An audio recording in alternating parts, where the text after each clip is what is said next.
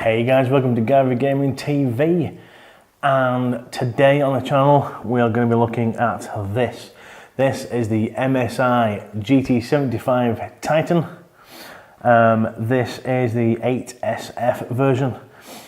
So this is a cracking laptop.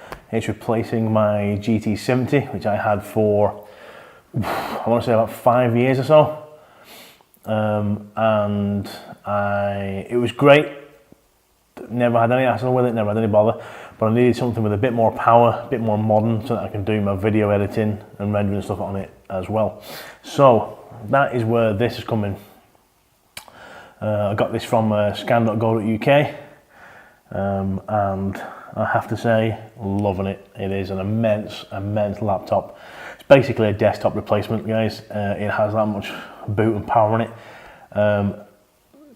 that it's brilliant. So the size of the laptop as a desktop replacement, it's pretty beefy, as you can see from here. There's some B-roll footage hopefully rolling throughout this as well to give you more close-up shots and some more detailed views. So the width of it is 428mm, the height is 31mm, and the depth is 214mm. It weighs about 4.5 kilos, 4.6 kilos, so it's not exactly a light thing to be carrying around with you all the time, but I have a gaming laptop backpack that I chuck it in with all the equipment, all the gear that I need, and although it's a wee bit heavy, you know, you're not carting it around with you every day, all day. To be fair, if you're going to buy something like this, it's going to be to use on the desk most of the time anyways. Aesthetics wise, it is a beautiful looking laptop. It's got very sharp angular edges around the back and around the front. The top of this plastic section here is very angular. It's a lot like a Lamborghini, like the Gallardo or something like that. You know, it's got a very sporty, mean looking vents and stuff on the back of it, which is really nice. The top of the laptop here on the back is brushed aluminium. Now, I will say this, be careful with that brushed aluminium. It seems to be very soft. I actually tapped this with the power cable that goes in the back of the laptop, and it has put a wee dent in it, a wee mark. So be careful with it, because it is fairly soft aluminium. But it looks brilliant. The vents on the back look awesome. There's also some nice venting on the sides here to get all that heat out, but we'll get into the venting later on. It is a bit of a fingerprint magnet, I have to say, especially this plastic bit here where your palm is going to be sat. If you're on the WASD all the time, that can get your palm prints and stuff on it all the time. And the keys as well are the same. They're a bit of a fingerprint magnet, and you will notice it after a wee while of use. But it is brilliant. It's very solidly built. I say this part here is brushed aluminium, a plastic section around your mouse pad, and plastic buttons on there, like. But it's probably hardened ABS, like, you know, it's good stuff. Very sturdy and very reliable. The screen has a wee bit of flex in it, but not a lot, to be fair. It's very sturdy when it's stood up, and when it closes down, it looks really cool as well. So the connectivity on these things, it has 5, I think, USB gens altogether. On this side, closest to me, it has 3 USB 3.1 Gen 2s. And then it has your audio jacks, your headphone, your microphone, that sort of stuff. On the opposite side, over there, it's going to have another 2 USB 3.1 Gen 2s. It also has an SD card reader, which is a full-size SD card reader, which is pretty cool. On the back of it, you have one Type-C USB 3.1 Gen 2 Thunderbolt 3 port. You also have a mini DisplayPort 1.4, your HDMI, your power connector, and your LAN connection. I think it's on the other side there. You also have one of those Kingston lock things. I've never used that. I probably never will. But that is also on the other side.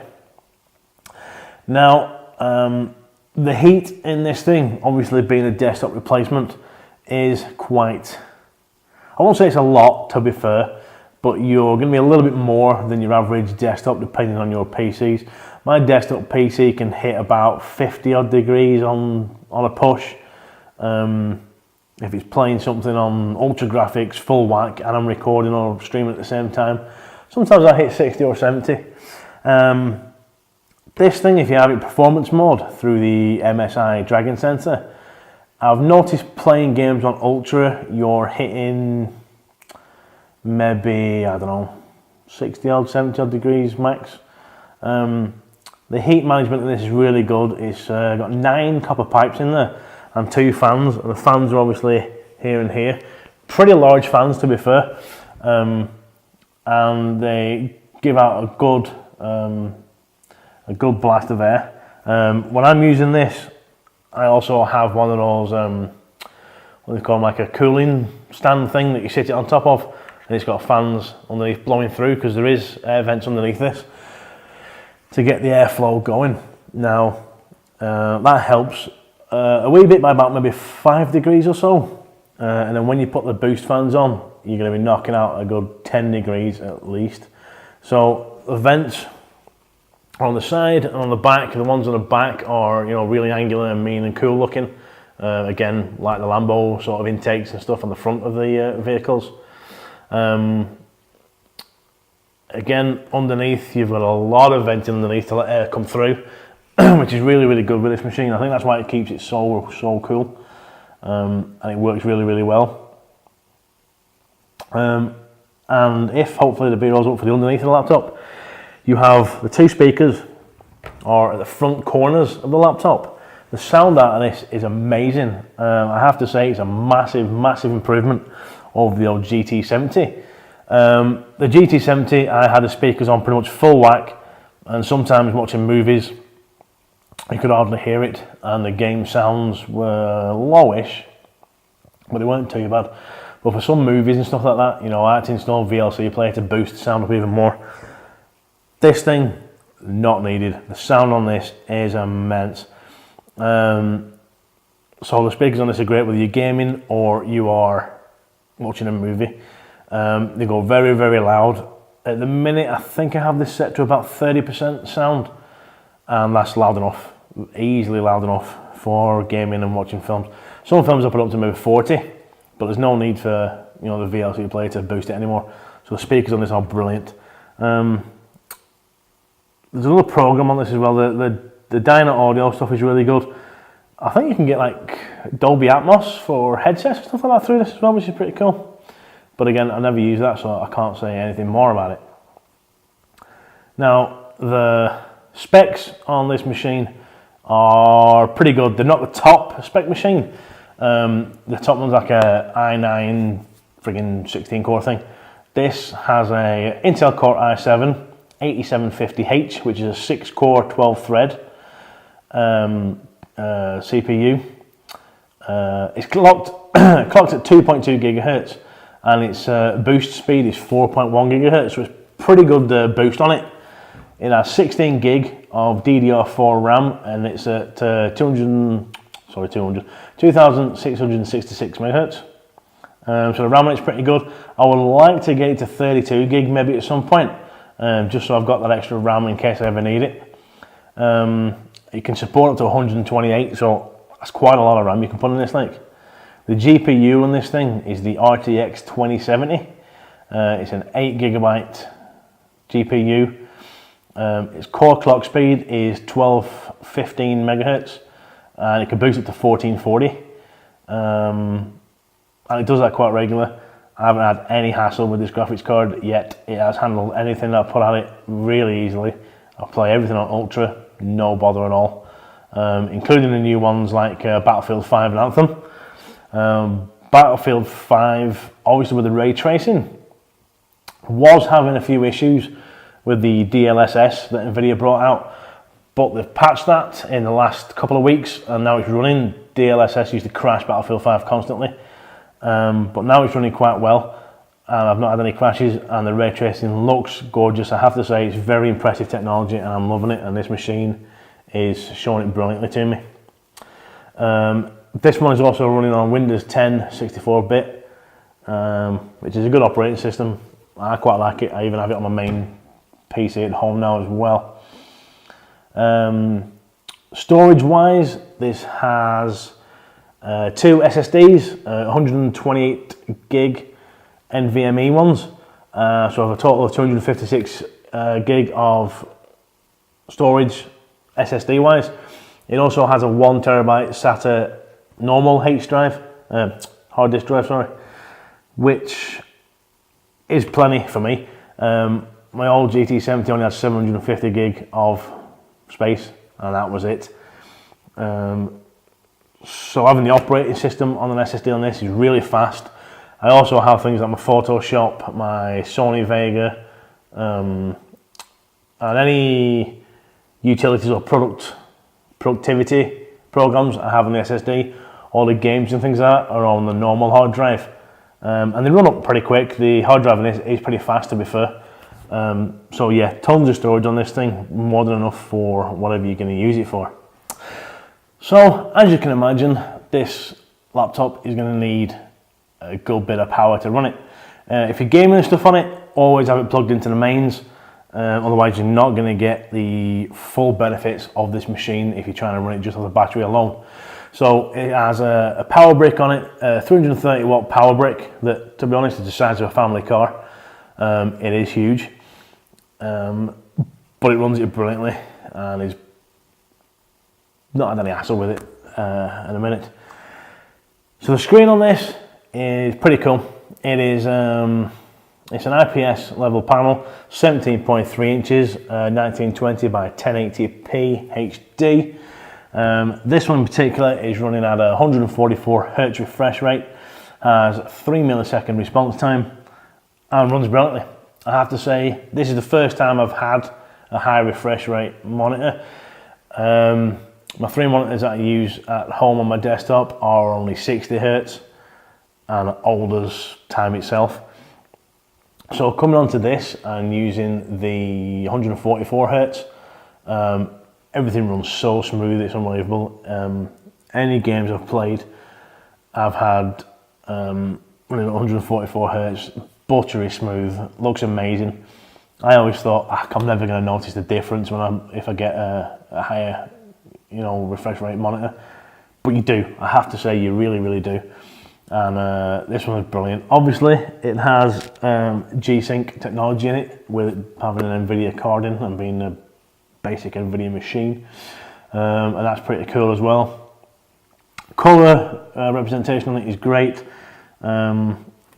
It's not going to be up to standard, obviously, the professional panels, so you're not going to be using it for colour correction and stuff like that on like Photoshop or something, but it's good enough for doing your video editing and stuff, and obviously great enough for gaming. The panel's brilliant.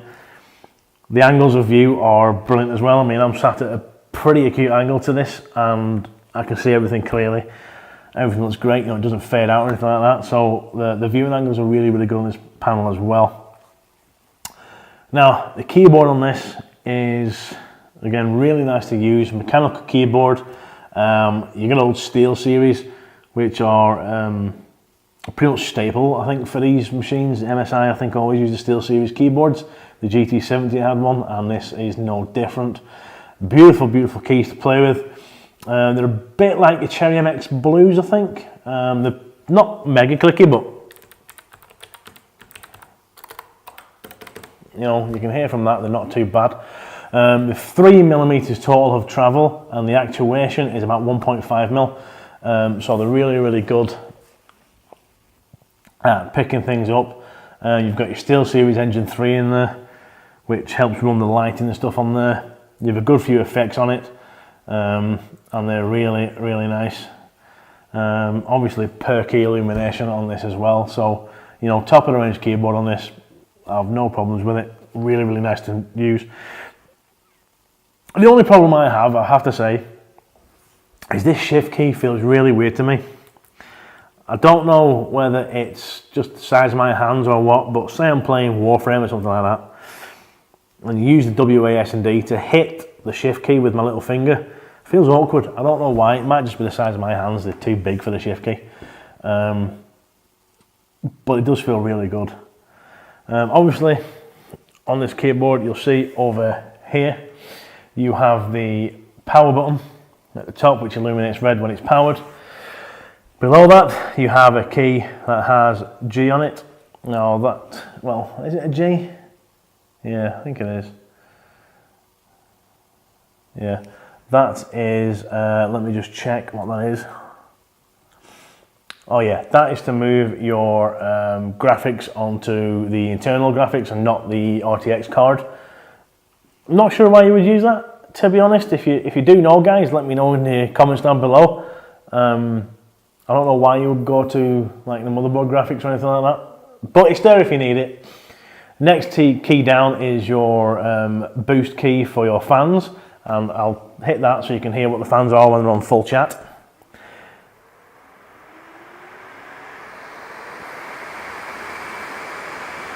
I'm not sure if you can hear that, guys, but that is the fans on full pelt, which is 5,000 RPM, and that moves some air, I tell you now.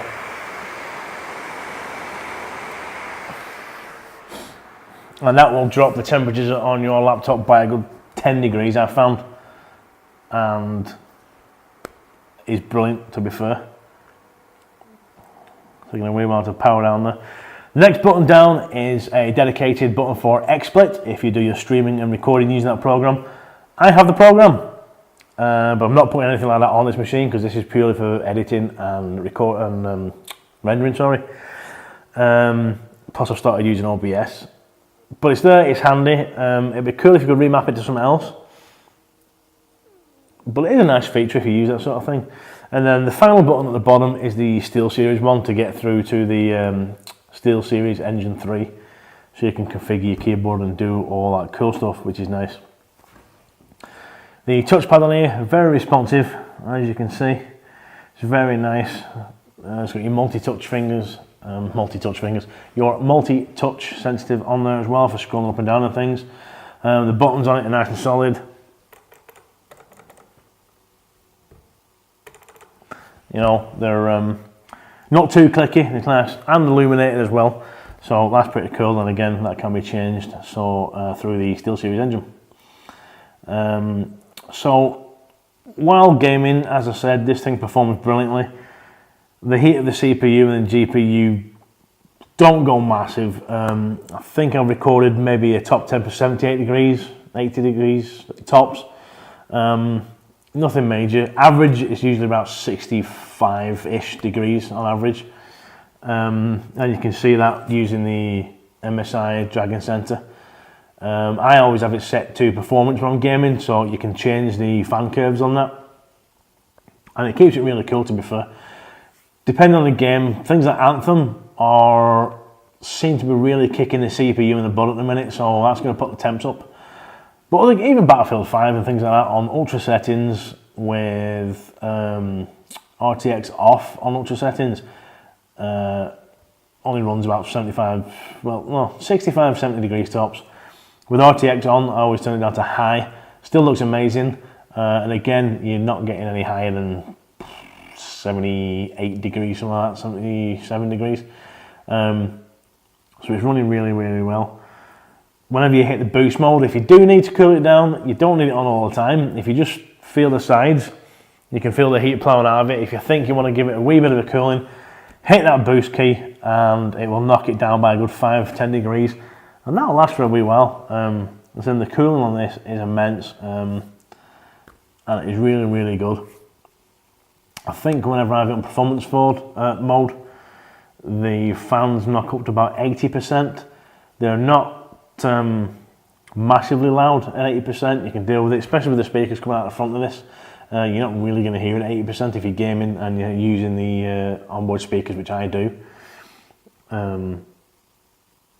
So that's really good. Obviously you've heard it at full pelt, and that does get loud. Again, when you're gaming, that does knock the sound down quite a bit, and you don't really notice it if you're going to keep them on for a while. The old GT70, every time I gamed, I had the boost fans on, and they lasted 5 years, no problem, and kept it nice and cool. So the cooling on this is top notch as well as the speakers. So gaming performance on this machine is pretty good. With the i7 on board, 6 cores, 12 threads, 4.1 gigahertz boost, handles everything no problem. That in conjunction with the brand new RTX 2070 card, you're laughing, lads. I'm telling you, it's a great machine. Anything you throw it at is no bother. The RTX technology is really impressive. I didn't think I was going to get to experience it quite so soon because I wasn't willing to pay the money for a desktop graphics card with RTX on. I mean, like £1,000, £1,200, and I have an NVIDIA 1080 Ti in my machine, so there was no reason for me to update it to the new RTX cards. In my opinion, RTX is brilliant, but it's in very early stages yet, and there's not a lot out there that supports it, so I'm going to wait a year or two until I get it on my desktop. But seeing it in action on the laptop with things like Battlefield 5, I am impressed. It is amazing what they do now. It just makes you more immersive into the games, more realistic with the reflections and all that sort of stuff, and the ray tracing and the lighting and stuff. Very, very impressed with it, and this machine handles it no bother whatsoever. I haven't tried rendering with it yet, obviously. The new NVIDIA coding drivers are on this machine, and also on my RTX 1080 card. So I'm assuming I've heard it runs it better. It definitely streams better with the new NVEC codes. So we'll see what it's like on the RTX cards and see what it's like. But I'm looking forward to giving it a whirl and see what it should be like. Should do it no bother, to be honest. So, in conclusion, this is a cracking laptop, guys. If you can afford the wee bit extra, then I would go for one of the RTX machines. You're looking, if you get the Titan with the 1070 graphics card in, which I was originally going to get, you're looking about a £600 difference between the 1070 and the 2070 machines.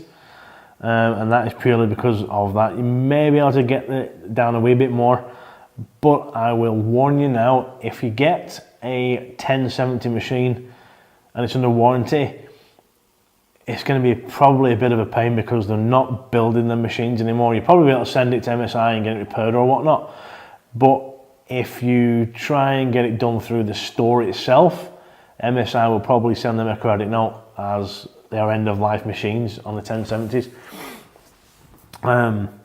But if you can afford the extra £500–600, I won't say it's mega worth it, but it is good. And I'm very, very impressed with this. Obviously, you can get the 4K version of this with the higher processor in. I think that's a little too much for me. This is perfect for what I want it for. It's brilliant for gaming, brilliant for editing, I'm assuming. And it does everything that I want it to and more. And it looks amazing. As I say, the quality of the machine from MSI is top notch as always. I have never had any trouble with MSI machines.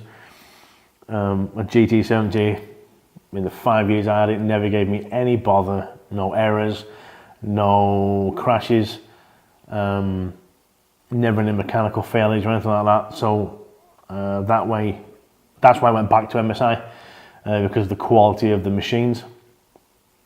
And I have to say, this one's living up to it so far. Obviously, bar the wee soft plating on the back here. Everything else I think is pretty top notch and is well worth a look at least if you're in the market for a new laptop for work or a desktop replacement purpose. So again, guys, that is my review of the GT75 Titan. If you have any comments, questions, please chuck them down below. Please give me a thumbs up if you like what you've seen and it has helped you. Thumbs down if not. And please subscribe to the channel if you haven't already. If you want to see some live streams and things of me gaming on my desktop, the Twitch link is up around here somewhere, as well as my Twitter and other media outlets. Keep an eye out for another review I have of the Corsair RGB Elite mouse. That is in the process of getting done as well. And again, guys, thank you very much for watching, and I shall see you around.